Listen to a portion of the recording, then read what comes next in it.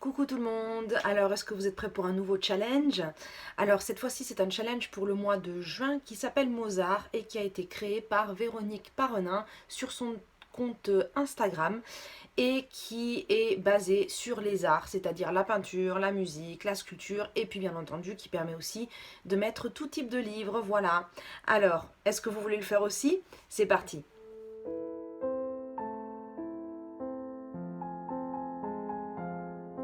Alors pour ce challenge, la première catégorie s'appelle Frida Kahlo et il faut donc trouver des livres autour de la peinture, la couleur, une autobiographie, un journal ou des mémoires. Donc pour cette catégorie, je me suis mis 3 livres. Alors comme d'habitude, chez moi, c'est plus des pioches à lire que des piles à lire, hein. C'est-à-dire que oui, j'ai bel et bien ces livres, mais je n'aurai jamais le temps de tout lire comme d'habitude. Et puis ça me permet aussi d'avoir du choix justement pour piocher des petites choses. Donc parmi les trois, le premier que j'ai choisi, c'est La jeune fille à la perle de Tracy Chevalier. Oui, que je me trompe pas encore de nom avec elle, parce que je l'appelle soit Chapelier, soit Tracy Chapman comme la chanteuse. J'ai vraiment du mal avec son nom, bref. Donc j'ai choisi La jeune fille à la perle déjà parce que ça fait un bon moment que j'en entends parler, c'est un livre qui est quand même très connu. Je sais qu'il tourne autour de l'histoire d'une jeune fille qui en fait aurait été la servante de Vermeer et qui serait la jeune fille qu'on voit sur ce fameux portrait de Vermeer et qui nous raconterait son histoire. Alors, c'est vrai que j'en ai entendu beaucoup parler en bien comme en mal, mais à côté de ça, c'est vrai que j'aime bien Vermeer, j'aime beaucoup cette période-là en général dans les livres historiques. J'aime beaucoup la peinture, j'aime beaucoup l'art, et du coup, de toute façon, c'est un thème qui m'intéresse. Et l'année dernière, j'avais lu de la même autrice Prodigieuse créature, qui se penchait sur des femmes paléontologues, un petit peu par le hasard, et très sincèrement, j'avais adoré ce roman. Voilà. Donc je voulais lire autre chose de la même autrice, et bien je me suis dit, voilà, bah, ça tombe très bien, voilà, puisqu'elle est en plein dans le thème, et que je sais déjà en tout cas que j'apprécie son style d'écriture. Autrement, je me suis aussi choisi un Stephen King dans ce thème-là, bizarrement, parce que quand j'ai cherché des romans avec comme mots-clés peinture, art, bah c'est l'un des premiers qui est sorti. Et ça fait un moment que j'ai pas lu de Stephen King. Donc il s'agit de Dumaki, qui apparemment serait l'histoire d'une île sur laquelle il y a des forces mystérieuses qui auraient donné au personnage principal ses talents d'artiste peintre, ou en tout cas c'est qui lui aurait donné le pouvoir de devenir célèbre. Voilà, je n'en sais pas plus que ça, à part que l'île est en Floride, et puis voilà, c'est tout. Voilà, donc ça fait très longtemps que je n'ai pas lu de Stephen King. Donc je me dis, bah pourquoi pas. Après, le problème, c'est que souvent Stephen King, c'est des pavasses. Et c'est vrai que sur un challenge d'un mois, alors c'est bien d'avoir un ou deux gros bouquins à lire, mais j'essaye d'éviter quand même d'en avoir trop. Celui-là fait, je crois, 700 pages. Donc je verrai bien. Après, si je trouve en audio, je vais peut-être me l'écouter en audio parce que je me mets de plus en plus aux audios. Et je me rends compte que c'est très pratique pour abattre des lectures justement qui sont assez grosses et pour justement pouvoir les lire plus vite sans avoir l'impression de stagner si on est fatigué ou qu'on n'a pas le temps de lire régulièrement. Voilà. Il y a toujours des moments où on fait le ménage, on marche, on fait un peu à cuisiner, et c'est des moments où on peut écouter un livre audio, et c'est ce que je suis en train d'adopter ces derniers temps, et du coup ça me réussit pas mal à condition que le narrateur ait une voix qui me convienne. Voilà. En général, c'est le problème, mais et puis c'est vrai que ça fait un moment que j'ai pas lu Stephen King, donc du coup ça me fera plaisir de retrouver sa plume. Et le troisième que j'ai choisi, parce que ben il n'y a pas de raison, hein, j'aime bien l'horreur, donc il fallait bien quand même qu'il y en ait un malgré la thématique. Et il s'agit de Le Portrait du mal de Graham Masterton. Alors Graham Masterton est un auteur assez connu déjà de l'horreur. J'avais déjà lu Démence de lui que j'avais bien aimé. Et celui-ci, Le Portrait du mal, comme son nom l'indique, apparemment se base sur un portrait qui représente 12 personnes au visage en décomposition, mais qui attire une famille en particulier, une femme en particulier qui veut absolument en prendre possession. Et apparemment, alors c'est tout ce que je sais de l'histoire, mais apparemment, de ce que j'ai compris, c'est une histoire qui est une sorte d'hommage au portrait de Dorian Gray. Voilà. Donc on est dans la thématique de la peinture, on est dans la thématique de l'horreur, et puis on est aussi dans une certaine histoire classique retravaillée, et j'avoue que j'ai envie de voir ce qu'il en a donné. Le livre que j'avais lu de lui, Démence, je l'avais bien aimé, mais j'avais été un petit peu déçue tout simplement parce que la quatrième de couverture, pardon, avait dévoilé une bonne partie de l'intrigue. Et du coup, bah, c'est vrai que je savais ce qui allait se passer. Et puis, je m'attendais à d'autres choses. Et puis, du coup, qui sont jamais arrivées. Puisqu'en fait, je connaissais déjà les tournants d'histoire. Celui-là, parce que je viens de vous dire, je ne connais rien. Donc j'ai tout à découvrir et puis on va bien voir effectivement si je continue d'apprécier cet auteur et plus si justement l'histoire ne m'est pas gâchée par des spoils. Voilà. Pour la catégorie suivante, il s'agit de Camille Claudel pour sculpture, installation, volume, féminisme, essai. Alors là j'ai un petit peu trichoté. En fait pour ce challenge j'ai quand même essayé de rester au plus proche des arts en règle générale, c'est-à-dire d'essayer d'éviter quand même de trop me coller à des catégories littéraires classiques, plus pour me concentrer sur le type d'art qui était demandé. Le problème c'est que je n'avais rien avec sculpture. Installation, pour moi ça me fait penser à installation, vous savez, en art contemporain, c'est-à-dire des choses un peu, des gros trucs quoi, voilà. Et c'est vrai que je n'avais rien là-dessus, mais par contre j'avais deux romans dans ma palle qui étaient sur des arts qui ne sont ni peinture, dessin, danse, musique, etc. Et que je considère moi comme des installations dans le sens où ce sont des installations physiques qui nécessitent un travail manuel autre justement que celui de peindre ou de dessiner, enfin c'est assez différent. Donc j'ai choisi Le Passeur de lumière de Bernard Tirsiot et La Dame à la licorne de Tracy Chevalier qui ont pour sujet les vitraux et les tapisseries. Voilà, donc en fait là par contre on reste dans le roman historique, un petit peu comme la jeune fille à la perle. En plus ça fait un petit moment que j'ai pas lu de roman historique, c'est un genre que j'aime beaucoup. Moins quand c'est des policiers, mais plus quand c'est des romans historiques, c'est-à-dire vraiment qui nous retracent l'époque, comment dire, les descriptions de certaines rues, certaines villes, certains métiers dans les détails. C'est vraiment quelque chose que j'aime beaucoup, c'est-à-dire avoir l'impression de revivre cette époque, voilà, avec tous les détails, c'est quelque chose qui me plaît beaucoup. Donc on va commencer avec La Dame à la licorne de Tracy Chevalier. Oui, je jette un coup d'œil à chaque fois pour être sûre de pas me gourer avec son nom. Donc de nouveau la même autrice. Alors je sais pas lequel des deux je vais prendre, je vais pas lire les deux, ça c'est sûr. Mais encore une fois, comme j'ai dit, j'aime beaucoup son écriture. Moi, pour moi, le livre que j'ai lu était très bien passé, alors qu'il y en a d'autres qui l'ont trouvé ennuyeux. Donc ça dépend vachement des personnes, c'est comme d'habitude. Et là, La Dame à la licorne, apparemment, ça se penche sur l'historique et sur la conception des tapisseries de La Dame à la licorne, qui sont ultra célèbres, hein, donc c'est pas la peine de revenir dessus, et qui sont exposées au musée de Cluny. Et quand j'habitais à Paris, j'étais dans le quartier du musée de Cluny, et c'est vrai que c'est un musée que j'adorais visiter régulièrement, qui je trouve... Enfin, c'est pas qu'il n'est pas assez connu, mais c'est vrai que les gens qui vont à Paris vont toujours au Louvre, enfin voilà. Alors que le musée de Cluny, vraiment, il y a des merveilles. C'est un truc hallucinant. Si vous passez par Paris, que vous n'avez jamais été à Cluny, essayez d'y aller, voilà. Parce que le musée des arts médiévales, ça n'est pas que de la peinture, c'est du mobilier, des bijoux, des sculptures, du bois, de tous les matériaux possibles et imaginables. Et il y a vraiment des choses absolument incroyables, vraiment. Et en plus, ils coûtent beaucoup moins cher que les gros musées habituels. Bref, donc voilà, donc pour La Dame à la licorne, c'est tout ce que je sais. Et sinon, donc, le roman suivant que j'ai choisi, c'est Le Passeur de lumière, Nivard de Chassepierre, maître verrier de Bernard Tirsiot, qui raconte donc l'histoire d'un maître verrier, c'est-à-dire donc qui fait des vitraux, hein, et qui va apparemment essayer de trouver la lumière parfaite, enfin pas la lumière parfaite, mais vous savez que selon la façon dont la lumière traverse les couleurs qui en soi n'existent pas, mais ça c'est un autre sujet, la lumière qui est diffusée à l'intérieur d'une église change, c'est-à-dire que ça n'est pas la même intensité, ce ne sont pas non plus les mêmes couleurs qui sont reflétées, et les effets peuvent être complètement différents, voilà. Et donc c'est vraisemblablement la recherche de toute cette technique, de tout cette, un petit peu la lumière parfaite, voilà, pour pouvoir effectivement faire le plus beau vitraux qui puisse servir, le plus beau vitraux, désolé, le plus beau vitrail qui puisse servir une église, la mettre en valeur et lui apporter, voilà. Et qui apparemment détaille beaucoup tout ce métier de verrier, de monteur de vitraux, de choses comme ça. Les vitraux, moi personnellement, c'est quelque chose que j'adore. J'aime beaucoup visiter les églises. Ça, je crois que je l'avais déjà mentionné. Je suis pas du tout religieuse, hein, je suis athée. Mais pour tout ce qui est historique, artistique, j'aime beaucoup, beaucoup les bâtiments religieux parce qu'en règle générale, c'est là que les peuples, quels qu'ils soient, mettent le plus d'amour, d'énergie, d'argent, et qui fait que ce sont souvent des bâtiments uniques, même quel que soit le pays, parce qu'il y a quelque chose qui est mis dedans et qui n'est pas forcément mis dans un autre bâtiment lambda. Voilà. Et c'est vrai qu'en Europe, visiter les églises, c'est un truc que j'adore, pas pendant la messe, hein, mais c'est vrai que voilà, les vitraux, j'en ai vu énormément dans des styles hyper différents, et c'est vrai que selon le travail qui est apporté, selon la façon avec laquelle c'est fait, ça change complètement l'ambiance à l'intérieur de l'église. Voilà. J'avais aussi suivi certains cours quand j'étais en histoire de l'art archéologie à Montpellier, justement qui était sur l'art du vitrail au XIIe et au XIIIe siècle, et c'était un truc que j'avais adoré, voilà.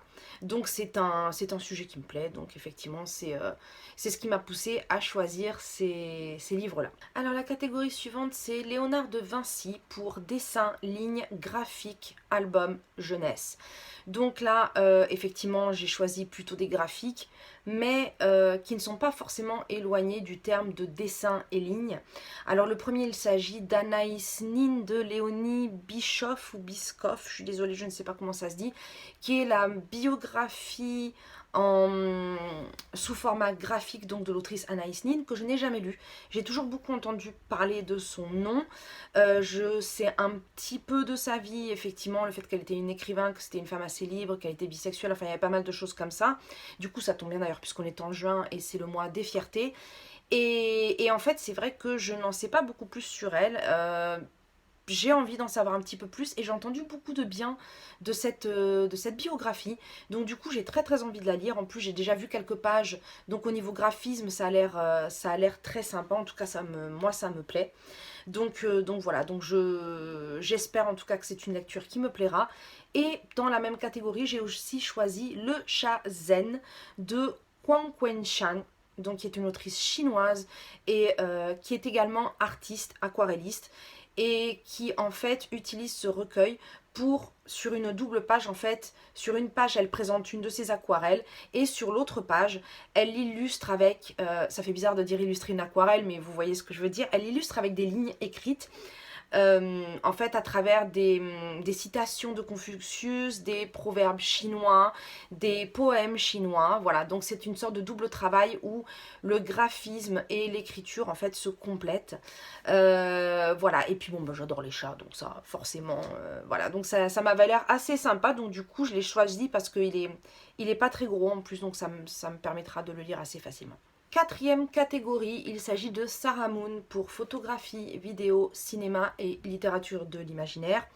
Donc là aussi j'ai choisi deux graphiques et le premier il s'agit d'Alice Guy de Catel et Bouquet qui est une biographie de la première réalisatrice de cinéma qui a réalisé dès 1896 une vidéo pour Gaumont. Alors je sais pas si c'était un long métrage, court métrage, mais j'imagine à cette époque là peut-être un court métrage, et qui oui donc qui est la première réalisatrice femme et qui d'ailleurs a réalisé sa première vidéo un an après, après que les frères Lumière justement aient démocratisé le cinéma, donc c'était en 1896, oui c'est ça. Et voilà, donc apparemment on va suivre son parcours, donc sa vie. Il semblerait qu'elle ait réalisé plus de 300 films, je crois.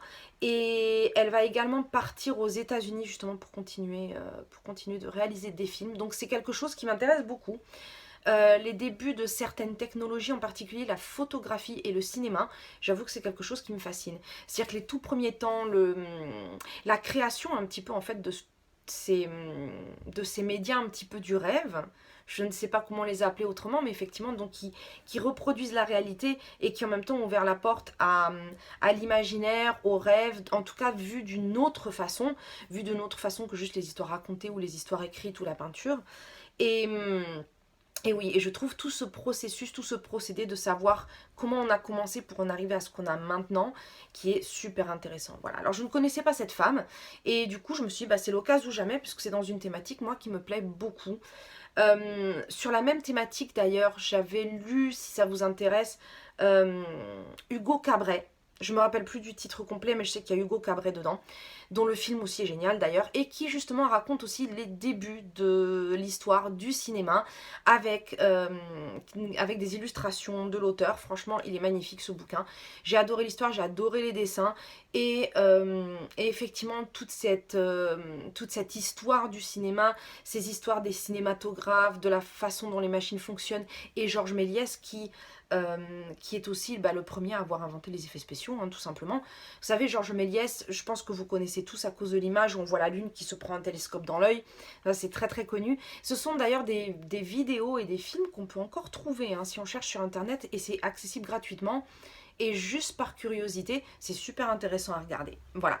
Bah écoutez, voilà, donc c'est tout pour celui-là. Et le deuxième, c'est Les Lapins de Shaun Tan, dont j'ai parlé justement il n'y a pas longtemps dans mon astrotag, et d'en parler ça m'a vachement donné envie de relire d'autres choses de lui, et du coup donc j'ai choisi ce livre qui s'appelle Les Lapins. Alors par contre je sais pas si ça a été traduit en français, et qui a l'air, des quelques images que j'ai vues, complètement surréaliste.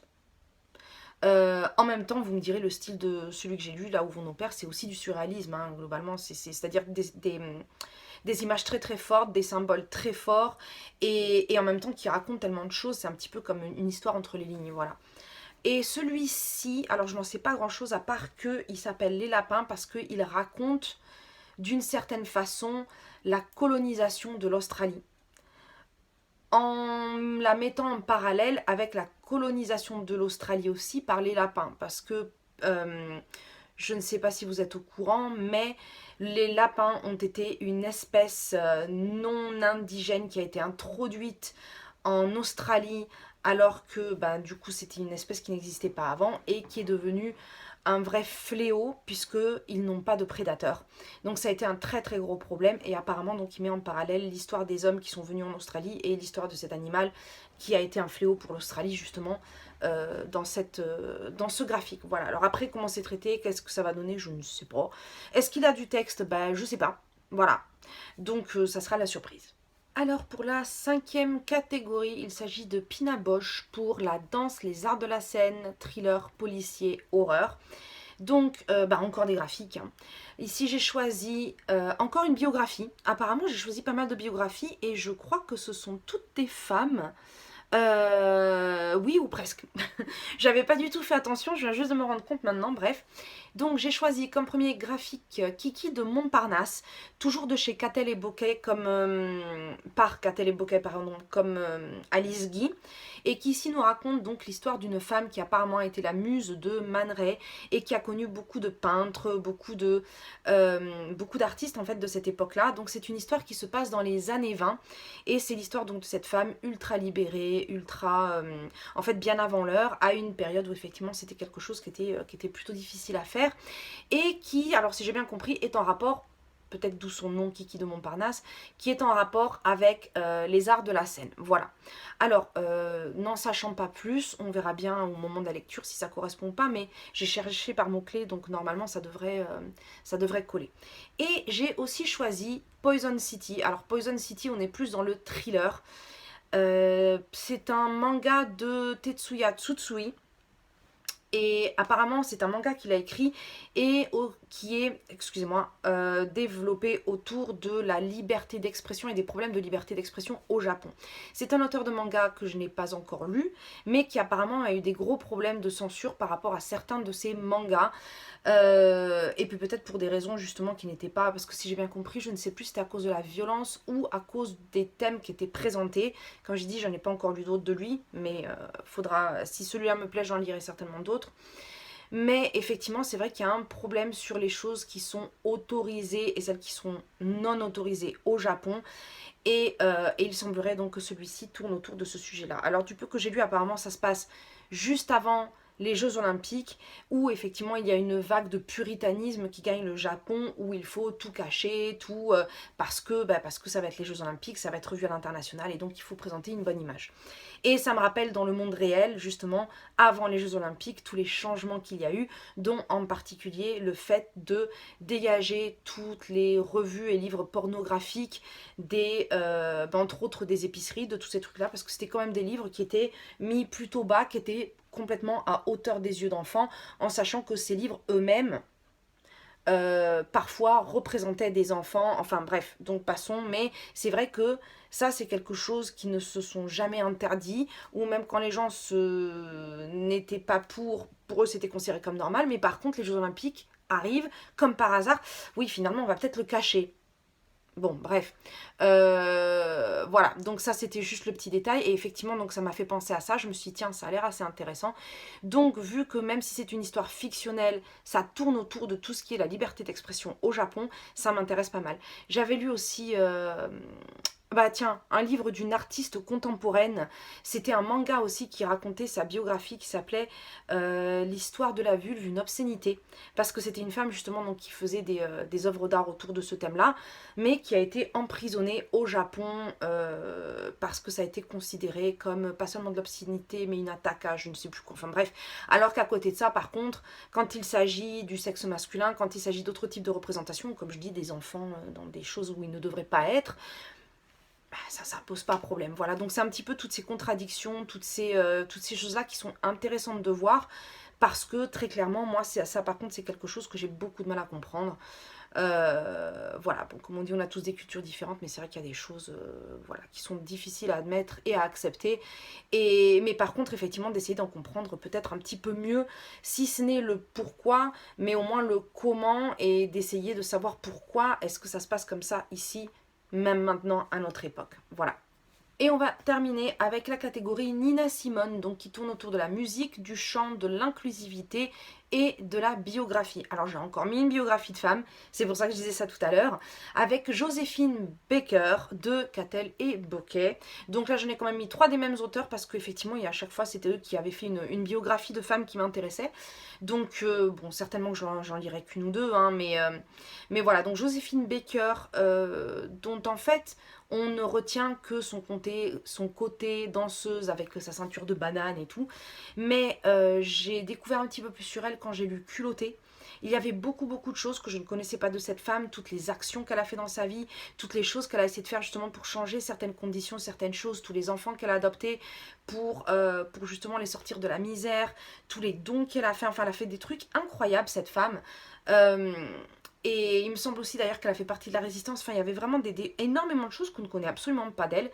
Et pourquoi il y a des personnages comme ça où on retient un petit peu le côté frivole et le côté un petit peu médiatique et on oublie complètement toutes les autres choses qu'ils ont fait, d'autant plus quand c'est des choses importantes, des choses humainement parlant vraiment importante à connaître, quoi, tout simplement. Donc, sur le coup, je me suis dit, tiens, celle-là aussi, ça m'intéresserait. Alors, je ne sais pas laquelle je vais lire, mais les 3 m'intéressent énormément. Donc voilà, donc je pensais qu'elle avait aussi sa place ici, même si c'est un peu répétitif au niveau des auteurs, tant pis. Et puis, j'ai aussi choisi, alors cette fois-ci un roman, pour finir, avec Mascarade de Ray Célestin. Alors, Ray Célestin a écrit une quadrilogie autour de la musique de jazz et de son histoire. Et le premier, c'était, je vais pas me rappeler, si, le premier tome, c'était Carnaval. En fait, ils peuvent se lire indépendamment, hein, puisqu'à chaque fois, c'est une époque différente et une ville différente. Mais si on les lit à la suite, ça permet d'avoir un petit panel dans le temps plus intéressant. Et le premier, donc, Carnaval, ça se passait dans les années il y a longtemps. 20, 30, trucs dans le genre.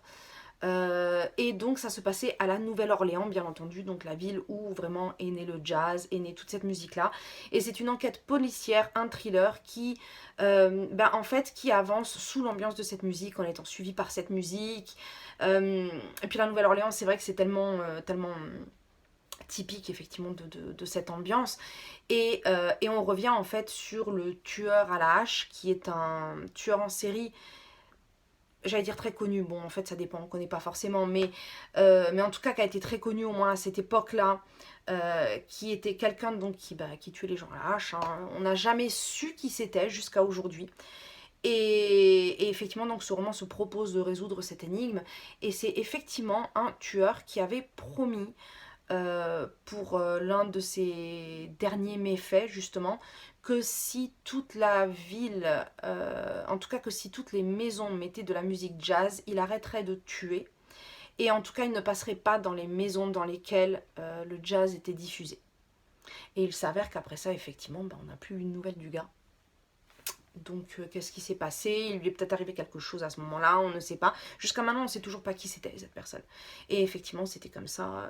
Pour ceux qui regardent American Horror Story, vous avez une petite histoire autour de lui aussi.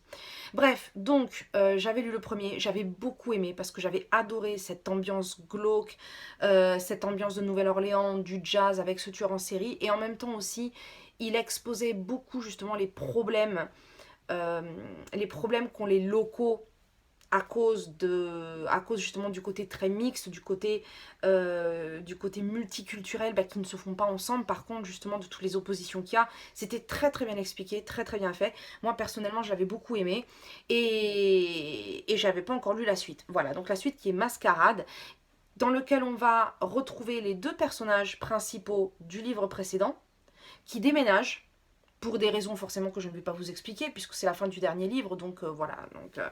Et qui vont se retrouver à Chicago, dans lequel... l'autre en fait ça devait se passer dans les années 10 alors. 10 ou 20. Parce que là on est à Chicago à l'époque d'Al Capone, etc. Et donc de nouveau on va suivre toute l'histoire de la musique du jazz avec en même temps dans le fond donc la mafia et ce type de choses. Voilà. Et bien écoutez, je vais m'arrêter là parce que pour des livres que je connais pas spécialement, j'ai déjà pas mal parlé. Et puis bah écoutez, j'espère que vous allez aussi faire ce challenge parce que franchement, moi je le trouve super intéressant, il est original, il permet justement de donner plein d'autres idées. Si vous voulez pas forcément aller farfouiller dans des trucs vraiment artistiques, vous avez quand même toujours les catégories habituelles comme horreur, thriller, etc., biographie, qui sont quand même faciles à remplir. Et à côté de ça, s'il y en a au moins un ou deux qui peut se rapporter aux arts pour que justement vous découvriez un petit peu cette thématique, sous un autre jour que de juste regarder, mais aussi de lire des histoires là-dessus, franchement, ça peut être très sympa. Voilà. En tout cas, si vous participez, dites-le moi. Moi, j'ai été très séduite par l'idée et j'espère que ça sera reconduit sur plusieurs années. Voilà. Eh bien, écoutez, je vous remercie beaucoup et puis à bientôt pour une nouvelle vidéo. Ciao, ciao!